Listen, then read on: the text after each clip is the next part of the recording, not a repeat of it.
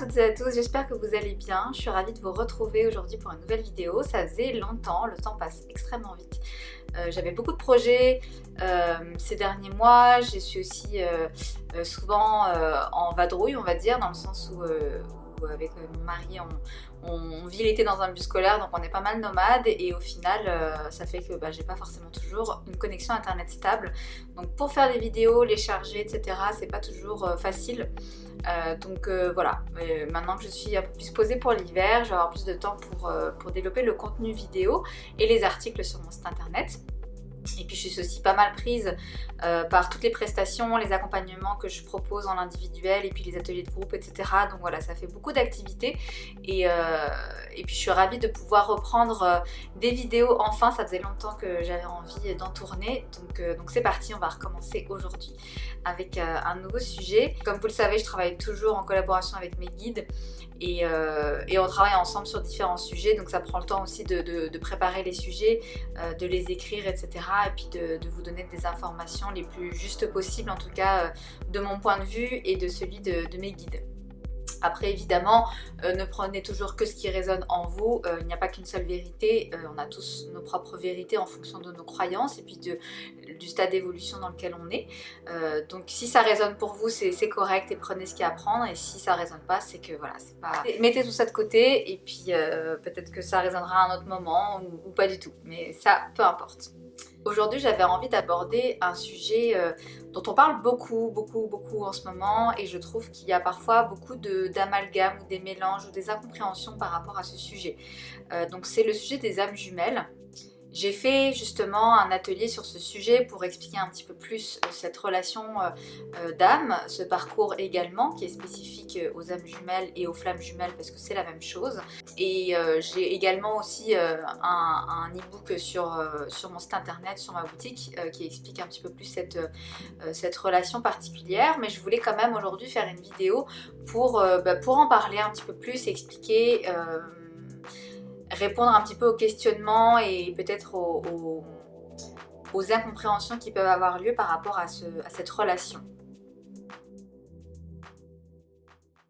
Donc cette vidéo va faire suite aussi à ma vidéo sur les liens karmiques et nos relations avec nos âmes sœurs. Donc comme vous avez pu le voir, j'expliquais dans cette vidéo, donc je vous invite à retourner la voir avant de commencer ce sujet-là. Quand on est de la source d'énergie pure, on va naître avec un groupe d'âmes qu'on va appeler la famille d'âmes donc. Et dans ce groupe de famille d'âmes, on va vivre avec nos âmes sœurs, avec notre âme jumelle ou notre flamme jumelle en fonction de la mission qu'on va avoir en fonction des incarnations. Et tous les autres membres de notre famille qui ne sont pas forcément nos âmes sœurs, mais en tout cas qui sont là, qui ont la même vibration que nous. Donc tout ça, je l'explique dans cette vidéo, donc n'hésitez pas à vous y référer. Donc, ce que j'explique dans cette vidéo, c'est que en fait, lorsque l'on va décider de venir s'incarner sur différentes planètes en tant qu'âme pour pouvoir grandir et évoluer, on va systématiquement s'incarner avec notre groupe d'âmes sœurs, donc comme je le présente dans cette vidéo, avec les âmes sœurs principales, âmes sœurs primordiales, les âmes sœurs secondaires, les âmes sœurs intimes. Donc c'est des types d'âmes sœurs qui ont des fréquences et des vibrations différentes avec lesquelles on va venir travailler des sujets différents. Donc ça c'est vraiment systématique, dès qu'on va s'incarner, on est avec notre groupe. En revanche, notre âme jumelle, comme je l'explique, en fait, ce qu'il faut comprendre, c'est que lorsque l'on est de la source, en fait on va naître dans un même œuf avec une autre âme, qui va être notre complémentarité. Donc en fait, au moment où les deux âmes vont se séparer, en fait, elles vont chacune aller s'incarner de leur côté avec leur groupe d'âmes sœurs sur différentes planètes pour grandir séparément. Ce qu'il faut comprendre, c'est que les deux âmes jumelles, ce sont des jumeaux cosmiques. Donc vraiment, il faut les imaginer comme des jumeaux dans le ventre d'une maman. Des jumeaux qui vont vraiment avoir cette relation gémellaire dans l'astral, donc comme des frères et sœurs, des frères ou des sœurs jumeaux ou jumelles, qui sont extrêmement proches, qui ont vraiment cette notion de complémentarité dans leurs énergies, parce que chaque âme va avoir une polarité qui va être un petit peu plus élevée chez l'une que chez l'autre. Elles vont toutes les deux avoir leur polarité féminine et masculine. Cependant, il y en a une qui va avoir la polarité peut-être féminine plus élevée et l'autre qui va avoir la polarité masculine plus élevée. Ce qui fait que lorsque elles vont se reconnecter, ça va créer une sorte d'équilibre dans ces polarités-là par leur union. Donc ces jumeaux cosmiques, à un moment donné, vont se dire, on va peut-être à des moments s'incarner ensemble pour pouvoir travailler des choses ensemble. En fait, ce qu'il faut comprendre, c'est que ce n'est pas systématique que les âmes jumelles s'incarnent ensemble, pas du tout. Elles vont systématiquement s'incarner avec leurs âmes sœurs, mais pas du tout avec leurs âmes jumelles, parce qu'elles vont devoir travailler séparément pour pouvoir grandir et se compléter en fait dans leur expérience. S'il y a une des âmes jumelles qui va vivre quelque chose, peut-être que ça va lui permettre d'apporter ces notions à son âme jumelle qui va s'incarner dans une autre planète ou dans une autre dimension, etc. Et elles vont vivre peut-être des choses complémentaires ou similaires pour pouvoir grandir séparément. Mais parfois, elles vont peut-être décider d'honorer un contrat d'âme jumelle sur une incarnation ensemble pour pouvoir justement reconnecter leurs énergies puis travailler tout ce qu'elles ont besoin de travailler ensemble pour grandir. Donc par exemple, si elles s'incarnent pour la première fois ensemble sur la planète Terre, elles vont se confronter à une planète où la dualité est présente, et du coup on va venir travailler des émotions autant positives que négatives, etc. Donc en fait les âmes jumelles, lorsqu'elles vont s'incarner ensemble, elles vont vraiment se reconnaître parce qu'elles ont la même vibration, c'est vraiment des miroirs l'une de l'autre, et elles vont pouvoir justement vivre des choses ensemble. Alors parfois, une première incarnation, elles vont peut-être juste se croiser, échanger leurs énergies, et puis finalement pas forcément avoir une relation plus poussée, parce qu'au début ça peut être très très fort en fait cette connexion là, et on peut ne pas forcément comprendre pourquoi il y a cette alchimie si puissante. Donc en fait parfois les âmes jumelles, elles vont d'abord juste s'incarner ensemble sur une même planète, peut-être être proches géographiquement parlant, pour que leurs deux bulles énergétiques cohabitent en fait, et puis commencent à créer un lien l'une avec l'autre.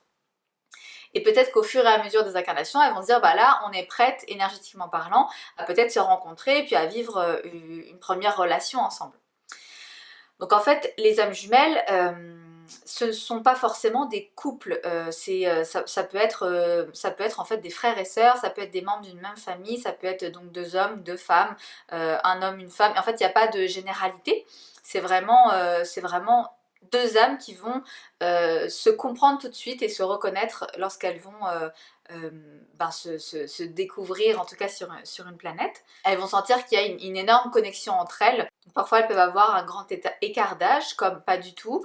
Elles peuvent avoir deux mondes qui les séparent, et puis au final elles se rendent compte qu'en apprenant à se connaître, en fait elles ont plein de points communs. En fait ces âmes jumelles, lorsqu'elles se reconnectent pour la première fois, il y a vraiment cette alchimie qui va se créer.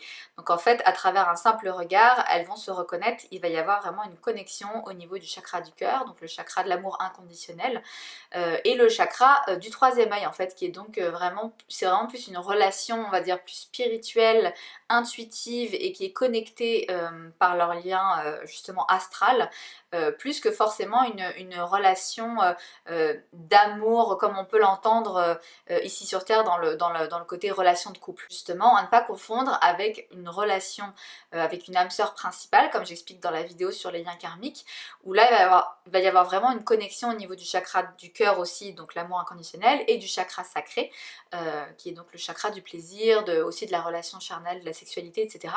Donc c'est généralement avec nos âmes sœurs principales avec qui on s'incarne systématiquement sur Terre que l'on va vivre aussi des relations d'amour très très fortes qui vont venir faire travailler justement nos blessures, nos émotions, tout ce qu'on a à travailler ensemble, et qui va créer une vraie alchimie d'un point de vue aussi charnel et physique. Mais ça c'est vraiment quelque chose qui est encore à part. Les âmes jumelles, c'est pas forcément une relation de couple comme on l'imagine, comme on l'idéalise souvent à tort et à travers. C'est vraiment une relation de duo, c'est un duo, c'est vraiment deux âmes qui sont faites justement pour travailler ensemble, œuvrer ensemble, créer ensemble, vivre ensemble en harmonie, parce qu'en fait elles se ressemblent énormément. Donc en fait, comme j'expliquais, les âmes jumelles ont donc deux polarités différentes, qui va aussi avoir un impact sur leur tempérament et les rôles qu'elles vont choisir de prendre lors de l'incarnation. En fait, il y a deux rôles qui se détachent. On va avoir le rôle du chaser, ça va vraiment être l'âme qui va s'éveiller en premier, qui va un petit peu reconnaître son âme jumelle tout de suite en fait au premier regard. On va dire que c'est l'âme qui peut peut-être être plus intuitive, plus connectée spirituellement, ou alors avoir une sensibilité qui fait qu'elle va sentir qu'il y a un lien très profond entre ces deux personnes. Et on va avoir le runner qui va être l'âme qui va justement avoir plus de difficultés à reconnaître ce lien parce que ça va être tellement intense pour cette âme-là, elle va se dire mais là c'est trop fort, ça me fait peur, je préfère fuir. Donc en fait il y a une espèce de schéma qui va se mettre en place dans la reconnexion d'âmes jumelles qui va leur permettre à toutes les deux de travailler justement des blessures et puis d'évoluer toutes les deux, de faire travailler leur polarité et puis de leur permettre en fait d'être complètes indépendamment l'une de l'autre. Il faut savoir aussi que donc il y a une des âmes qui va avoir une polarité par exemple plus féminine exacerbée et l'autre qui va avoir la polarité masculine plus exacerbée. Ça dépend des cas, il n'y a pas de généralité.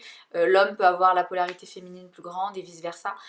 Ce qui vont faire que quand elles vont vivre ensemble ou passer du temps ensemble, il va y avoir ces deux énergies qui vont s'intriquer, en fait, qui vont créer un équilibre. Donc en fait, l'énergie masculine yang, elle va être plus dans la matière, dans le concret, dans l'action, etc. Alors que l'énergie féminine yin, elle va être plus dans l'intuition, la sensibilité, la lenteur, le côté un petit peu plus mystérieux, mystique, subtil et énergétique, on va dire.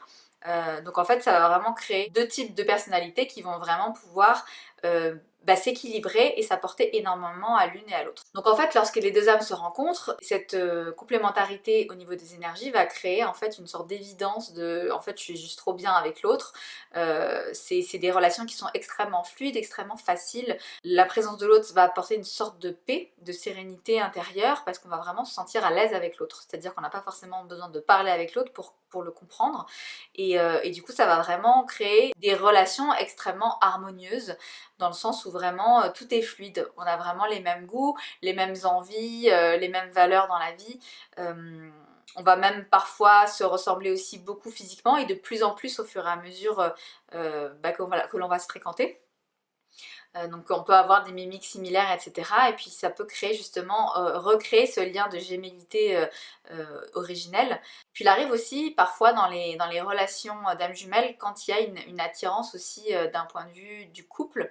En fait on va être attiré par l'autre sans pour autant se dire c'est bizarre parce que c'est pas vraiment mon genre de personne habituelle, je suis pas attirée par ce genre de personne, ou alors la différence d'âge me dérange, ou il y a quelque chose en fait physiquement qui ne m'attire pas.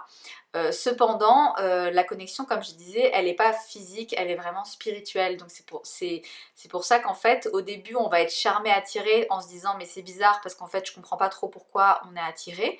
Et pour autant, quand on va apprendre à se connaître et qu'on va ouvrir nos cœurs, on va se rendre compte qu'en fait, on est pareil, que en fait, on peut s'entendre sur plein de sujets et qu'on peut passer justement le cap du physique pour ressentir aussi en fait, cet amour inconditionnel et pouvoir vivre une relation de couple aussi avec son âme jumelle.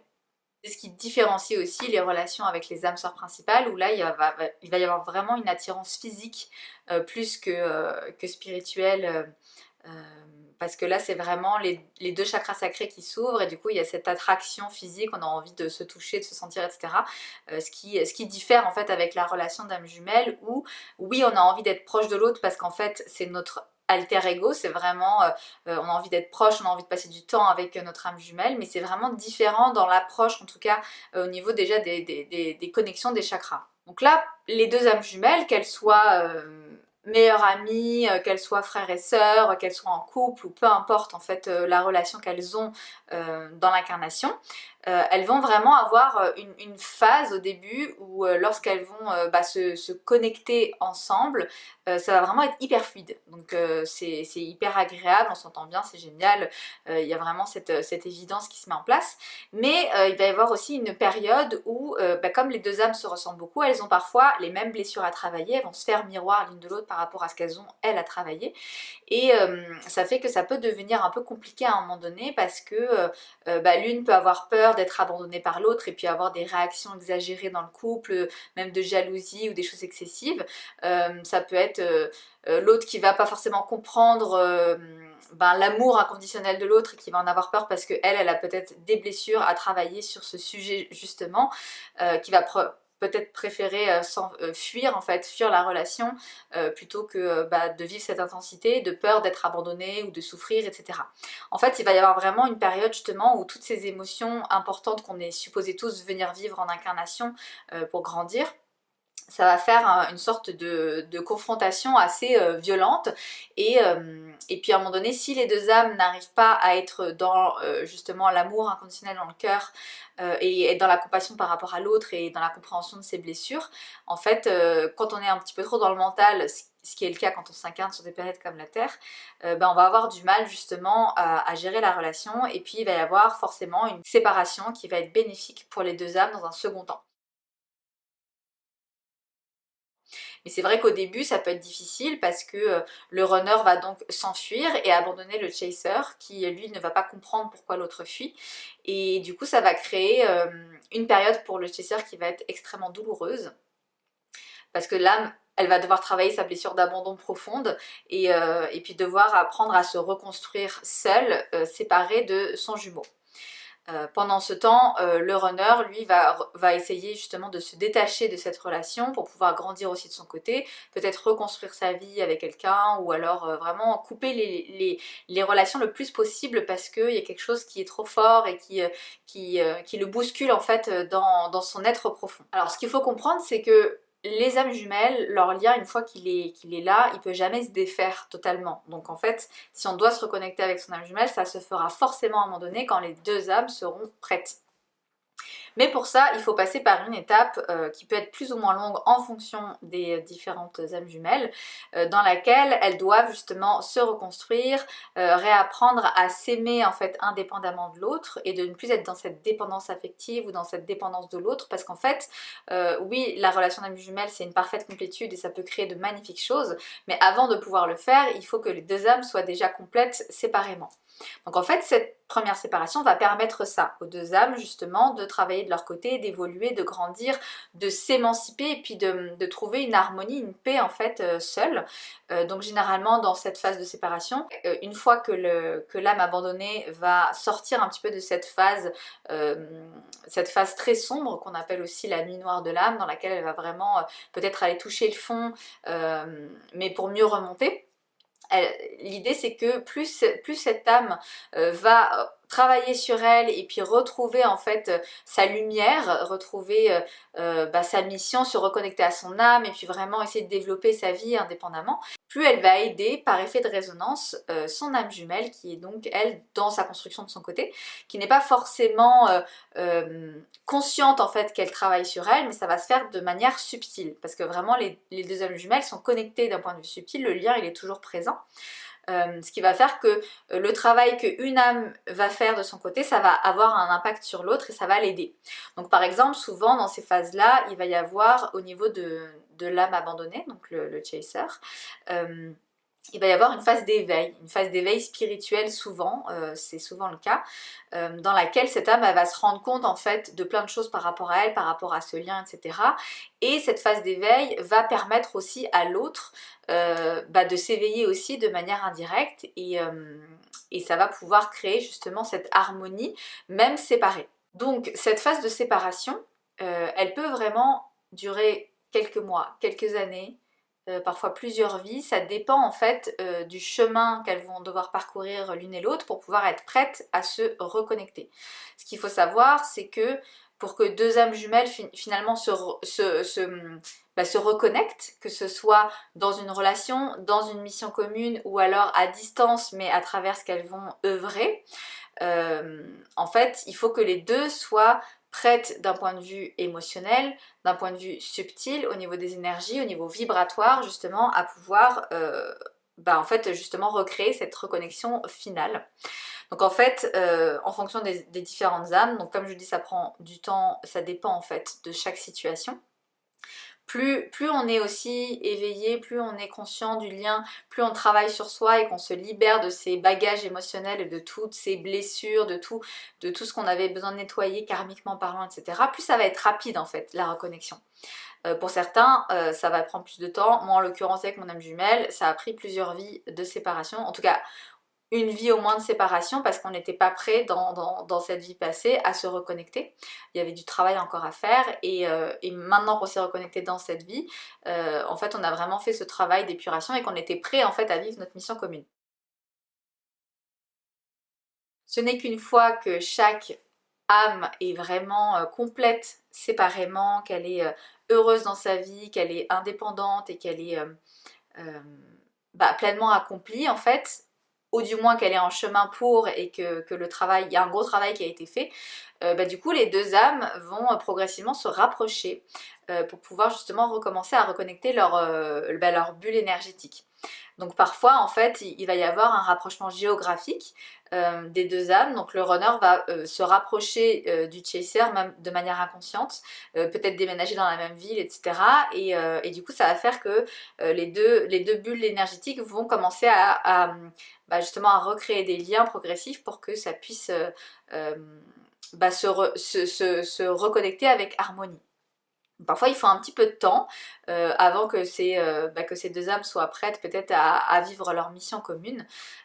En se rapprochant, on sait qu'il y a déjà les deux âmes qui commencent en fait justement à être prêtes à se reconnecter. Alors il y a aussi des cas particuliers où parfois la reconnexion elle va se faire à distance mais à travers peut-être des échanges. Ça peut être, c'est pas forcément géographique, mais du coup le runner va peut-être reprendre contact avec le chaser, commencer à recréer des liens justement pour prendre des nouvelles, etc. Donc ça montre que le runner en fait pense toujours au chaser, puisque le lien de toute façon il est toujours là et que l'amour inconditionnel est présent. Donc ça peut se faire aussi à distance, et il faut savoir que les âmes jumelles, parfois leur mission elle se fait aussi à distance, c'est-à-dire qu'elles ne sont pas forcément ensemble, elles ne sont pas forcément dans le même pays ou dans la même ville ou quoi, mais elles vont œuvrer pour une mission commune à distance. Peut-être ça peut être deux écrivains qui vont écrire sur un même sujet, qui vont peut-être échanger ensemble, et parfois même la connexion elle peut se faire de manière inconsciente, c'est-à-dire que les deux âmes justement vont œuvrer ensemble sans forcément le savoir, mais leur partie supérieure le sait et la mission a lieu. Donc en fait il n'y a pas de généralité, ça dépend vraiment à chaque fois des relations. Pour que les deux âmes se reconnaissent, c'est qu'il faut qu'elles soient prêtes, et une fois que c'est le cas, eh bien elles sont prêtes justement à vivre leur relation qu'elles ont à vivre, et ce qui est le plus important pour elles, c'est la mission commune.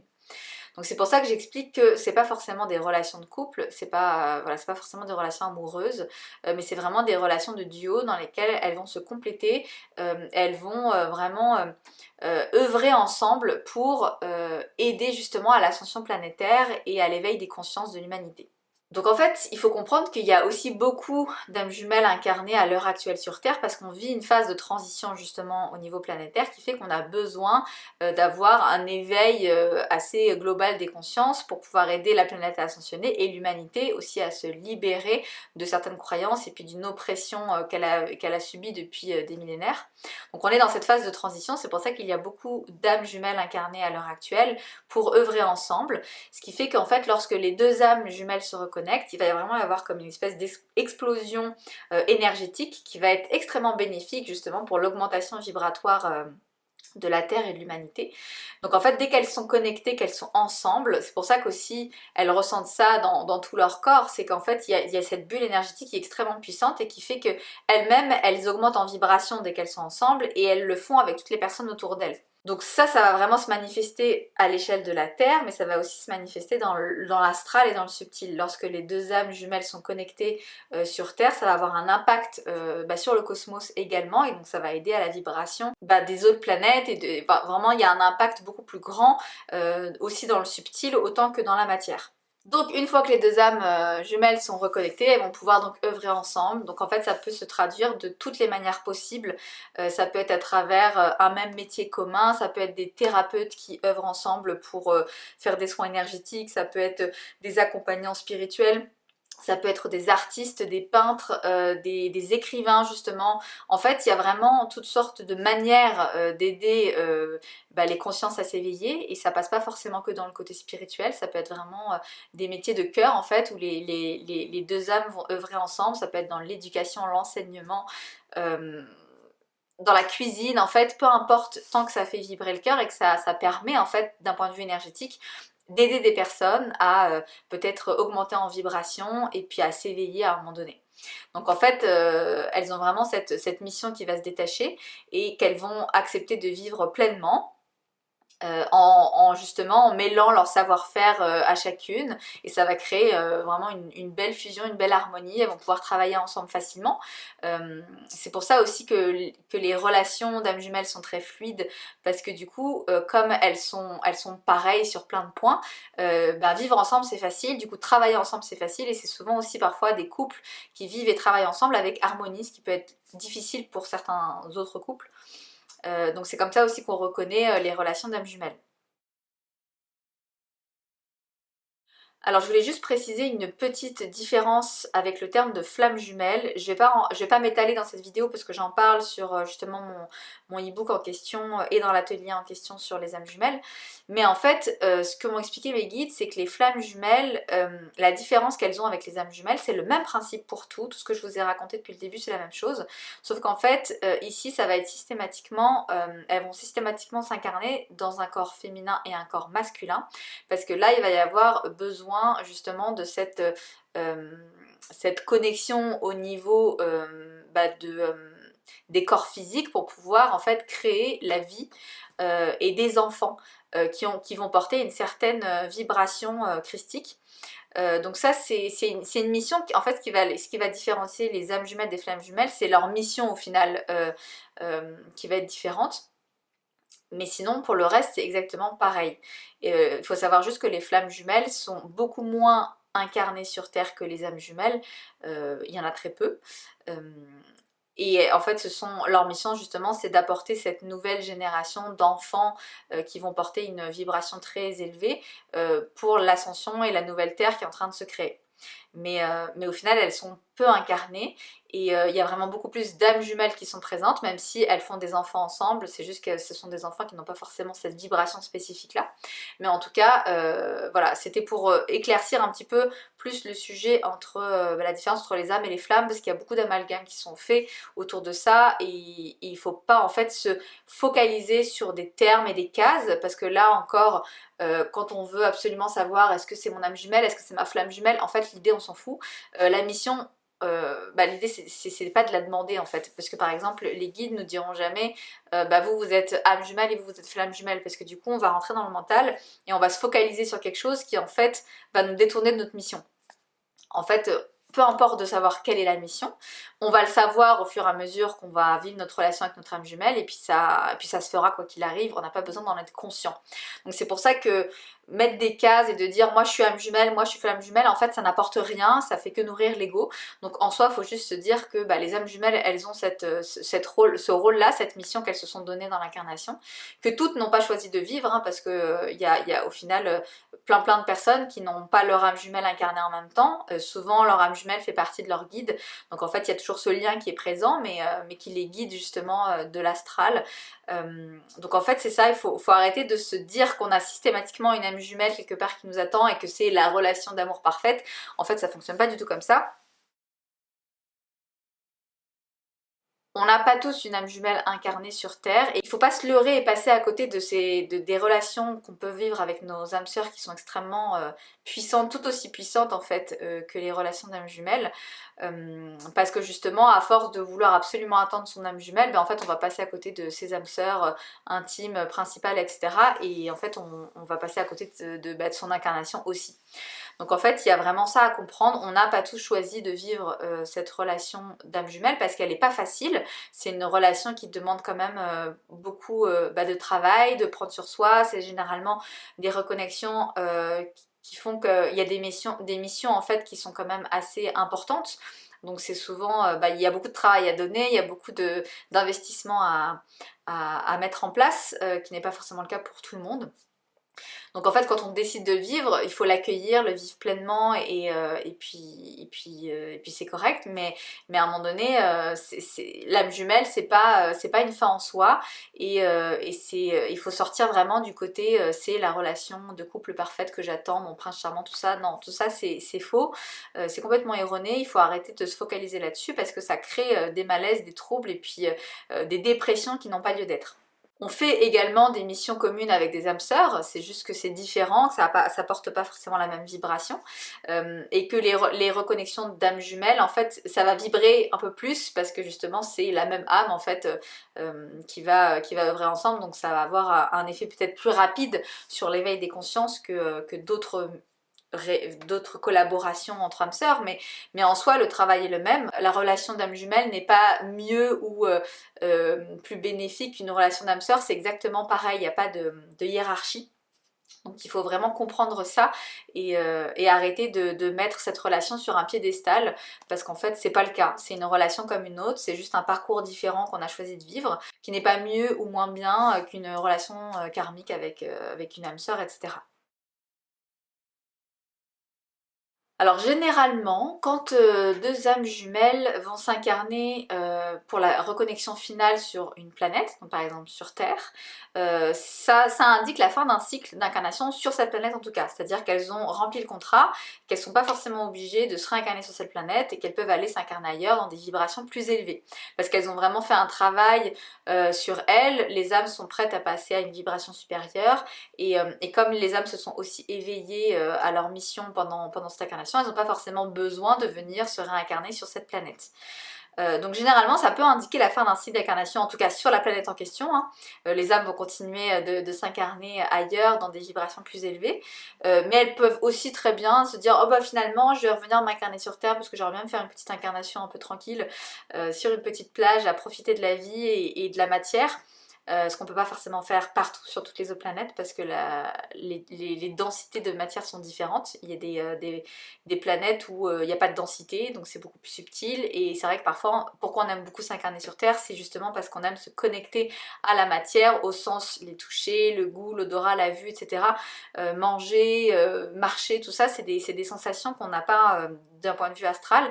Et c'est pour ça qu'on aime beaucoup s'incarner sur Terre et qu'il faut en profiter pleinement parce que c'est en fait c'est super de pouvoir vivre la matière. Donc oui, les âmes jumelles, quand elles ont fini leur contrat, elles peuvent même séparément venir s'incarner et juste profiter.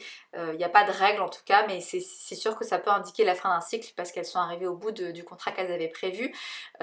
Et peut-être que ça leur a pris plusieurs incarnations pour y arriver, donc là c'est l'heure de la pause quoi. Donc voilà ce que je voulais préciser par rapport à ce sujet. Je sentais que c'était quand même important de faire une vidéo dédiée sur le sujet des âmes jumelles. Donc surtout n'hésitez pas à vous référer à l'article qui est sur le site internet. J'ai également donc le e-book qui est disponible sur la boutique avec un petit peu plus d'informations complémentaires. Il y a aussi un atelier que je propose régulièrement. Je propose des dates en fait en fonction des possibilités où on peut parler justement de ce sujet et puis si vous êtes concerné par cette relation-là, on peut justement échanger ensemble par rapport à cette relation, à où vous en êtes dans votre parcours, recevoir un message des guides pour savoir justement vous donner des conseils par rapport à cette relation et voilà, où elle en est dans son parcours, etc. Donc tout ça c'est des choses que je propose dans mon accompagnement, donc ne pas hésiter à me contacter si vous souhaitez en savoir plus et puis peut-être échanger avec moi sur ce sujet. Mais sachez que quoi qu'il arrive, si les âmes jumelles ont besoin d'être connectées et elles doivent se reconnecter dans cette incarnation, ça se fera. C'est juste que ça se fera au bon moment pour les deux, qu'il n'y a pas d'attente à avoir, qu'il faut laisser faire les choses et puis il faut vraiment se concentrer sur soi tout en envoyant de l'amour à l'autre, en restant dans l'amour inconditionnel, c'est le plus important. Se faisant du bien et plus on est bien, plus on vivre haut, plus on va aider l'autre justement à être bien et pareil avec toutes les personnes qui nous entourent, ça marche pour tout le monde. Donc voilà, c'était vraiment ce que je voulais clarifier sur ce sujet, donc j'espère que c'est clair et puis n'hésitez pas donc à retourner voir aussi l'ancienne vidéo que j'avais présentée sur ce sujet dans le trio des vidéos des familles d'âmes où je parle justement des liens d'âme sœur et d'âme jumelle où j'avais commencé déjà en introduction à parler de la relation d'âme jumelle, donc voilà, vous pouvez compléter cette vidéo avec celle-ci pour aller encore plus loin dans la compréhension du sujet. Je vous remercie infiniment pour votre écoute. Je vous dis à très bientôt pour une prochaine vidéo. C'est en cours, je travaille dessus et j'ai hâte de pouvoir continuer à développer tous ces sujets. J'espère en tout cas que ça vous parle. N'hésitez pas à partager les contenus vidéo si ça vous plaît. N'hésitez pas à mettre un petit pouce. Voilà, abonnez-vous à la chaîne pour que ça continue de diffuser, que je puisse continuer de transmettre tous ces enseignements au plus grand nombre. Voilà, je vous fais plein de gros bisous. Je vous dis à très bientôt et surtout prenez soin de vous. Bye!